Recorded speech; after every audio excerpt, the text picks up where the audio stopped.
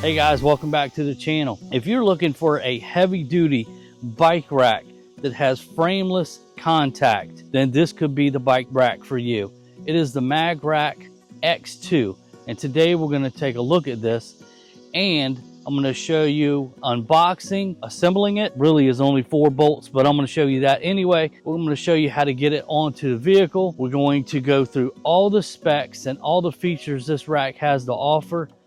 And then we're going to run it on some back roads and down highway and really show you how this thing looks and how it works. Let's get to it.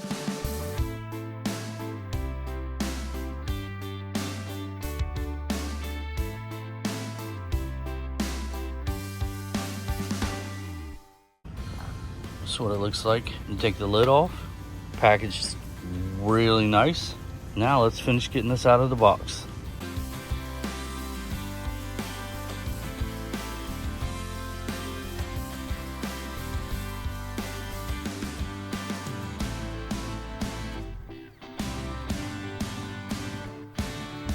All right guys, we just got this out of the box. There's a little bit of parts, the instructions. I'll show you what that U-bolt and base plate go to. There's your 4 locking bolts that I'll show you what they go to, and a pin, your hitch pin. This is what it looks like when it comes out of the box. It is folded up like this. There's the threaded bolt part. It's a really nice built bike rack. All right, now that we've got this out of the box, what I need to do is lay these arms down, open them up. So right now it's able to bounce up and down and move freely, but they give you these bolts right here that go through each side. There's 4 places, and you tighten that up so that it won't allow it to bounce up and down going down the road or once you get it all put together. So we're going to go ahead and take care of that right now.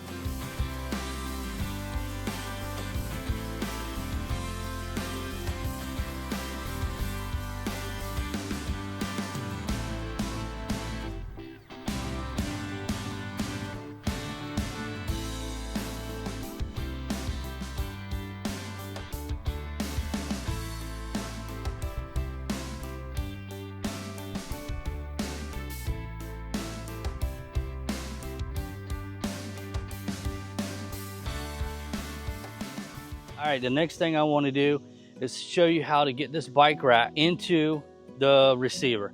What I normally do is leave it folded up just like this, and I pick it up and put it into the receiver like this. A lot of guys will have it laying flat, and they'll pick the bike rack up this end, slide it into the receiver, then pick the bike rack up and slide it all the way in, laying flat. So I'm going to show you how I do this with this bike rack. Now, I do want to point out this bike rack weighs about 84 pounds. So if you don't think you got enough oomph to get it up in there, just get somebody to help you. That being said, it is built out of steel, mostly steel and some aluminum. That's why it makes it heavy. It's also a great thing for stability. Now, I just want to say this too. This does require a 2-inch receiver, and I have a 2.5-inch. So I do have the sleeve that goes into my receiver. All right, I'm gonna lay this rack flat, get it bolted up. That's right, bolted, not hitch pin. I'm gonna show you all about that. To lay this flat, you just lift up. You kind of need to move it back and forth a little bit to raise this. You just gotta pull this, it'll release the lever, and then you can lay it flat. Just like that.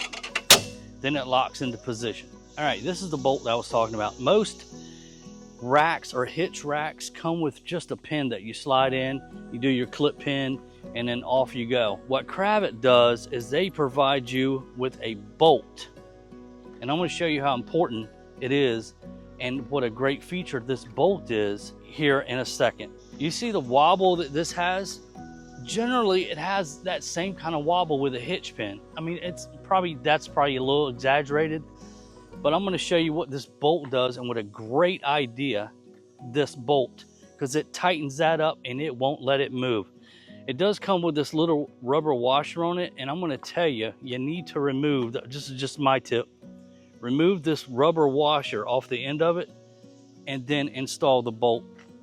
This rubber washer is for the lock. When the lock goes on, they do provide you with a lock, so it locks its pin onto your truck. And this washer just doesn't allow water to get into that lock. So let me show you that now. Okay, so what I generally do is I have a 1/2-inch impact wrench. And once I get the bolt started, and I just run this thing up with an impact. Otherwise, I mean, you can use a socket, you know, your standard old socket and ratchet. It takes you a little longer. Once you get the bolt started, I wouldn't try to start it with this because you might cross thread it and would, you know, damage the bolt. So I just use my 24mm socket on my 1/2-inch impact wrench and just run this bolt tight. So remember that little rubber washer I was talking about? So now you put the rubber washer back on this right here, and then has a little lock for your pin so nobody can take it. You just put it on and then twist it and it slides on tight. Close the clip and there you go. All right, the next thing I want to talk about is what CRAVOT calls the anti-shock device. And what this does is this U-bolt goes down over here and then it goes on like this. And what it does is when you put the washer and bolt on and you tighten this up, it's just an extra layer of security and helps it from, it dampens things, and that's what it does. So let's get this on. I'll show you how this goes. So I'll just take my 17mm socket on my gun here. It's like my little impact, my little mini baby impact, and tighten it up. And what it does is it snugs this whole system together. So on this, it's a 17mm socket. On this right here, it's a 24mm socket. I'm gonna open these arms up and I'm gonna show you exactly how to load these bikes. So what you wanna do is just push in this latch right here and opens it right up. Same thing over here.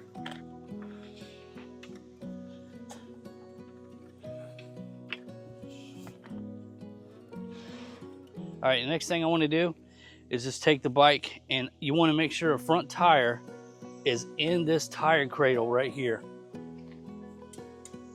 That's what keeps this bike secure going down the road.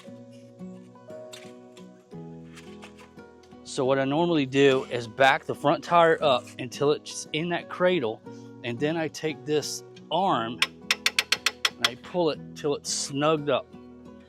And I come around to the back side and push until it's tight. And then I go back around to the front, make sure the tire's in the center, and then I snug it up like that. Make sure it's in the cradle.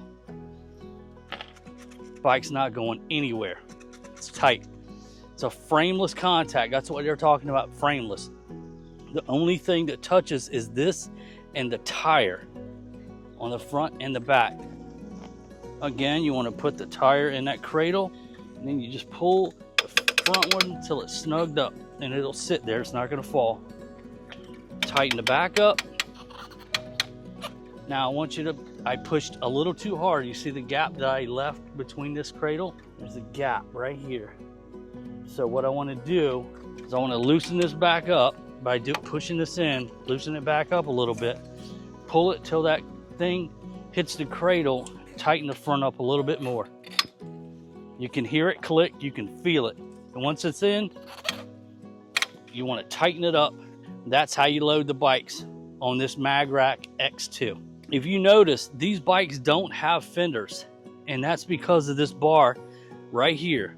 We do have e-bikes, and we cannot use those particular e-bikes on this bike rack because this part comes up, and if you have fenders that come over, you can't get this bar up far enough.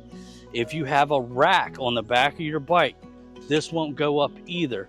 So what they suggest, we reviewed the E2, and if you look around our channel, you can see where we reviewed the CRAVOT E2 double bike rack, and you can use electric bikes with fenders and racks on that, so go check that out. One of the great features about this bike that a lot of other bike racks don't have is if your bikes are loaded and I need to get to the back of that truck with the tailgate, my hatch, I'm going to show you, it will not open.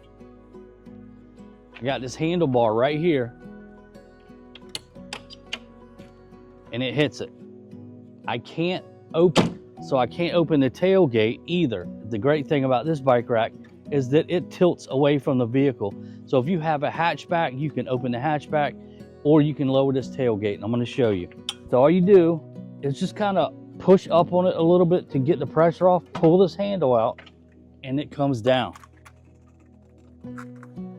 So now I can open my hatch,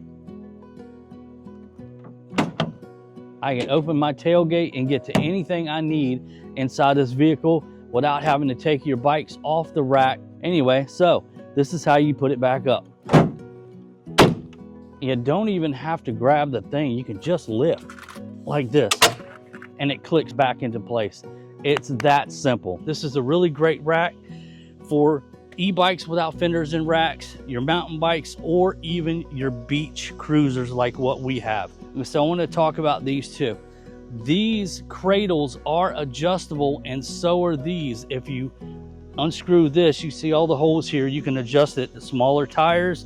You can take your cradle and move it forward, or you can move it back with the bolts that they have, that they provide on here.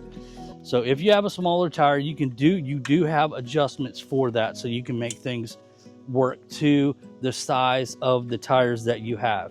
Kim brought up a point about locking your bike to the rack. You can get those nice coil bike locks and put it around here and lock it right to your bike rack. All right, now let me show you how to take these bikes off. It's pretty simple. Once again, you just hold this lever in here. Now you might have to pull this just a little bit to release this. And then once it's released, you just open it up like that. Same thing on this end. Don't open it too far. You don't want the bike fall and hit you in the head. And then you just lift it up, take your bike out. Super simple. That's probably one of the things I like about this bike rack, is it's so simple to use. Now to close this down, again, you just push this.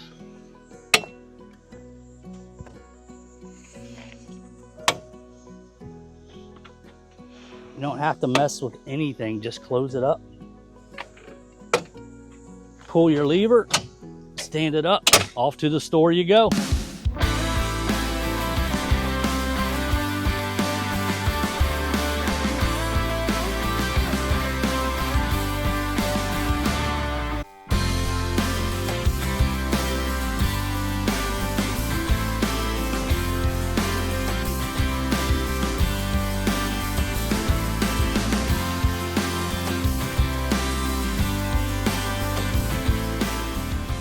All right guys, my final thoughts on this CRAVOT MagRack X2. It's a sturdy, mid-priced, 2-bike hitch rack. It's ideal for electric bikes, mountain bikes, and even these beach cruisers. It's got 150-pound capacity, frame-safe design, and compact and foldability offers great value. Overall, this MagRack X2 is an excellent bike rack for anyone looking to haul multiple bikes securely and easily. If you don't mind lifting a little, it's well worth the investment. I'd say it's a solid buy for less than 500 bucks. Guys, if you have any questions or want to see how it performs after a few months, drop us a comment below. And if you found this review helpful, hit that like button, subscribe for more gear reviews and RV adventures. I'm pretty picky about my pink bike, love my pink bike. And this bike rack is amazing because it doesn't touch it or scratch it. So I totally recommend this. So what are you waiting for, guys? Go get yourself one.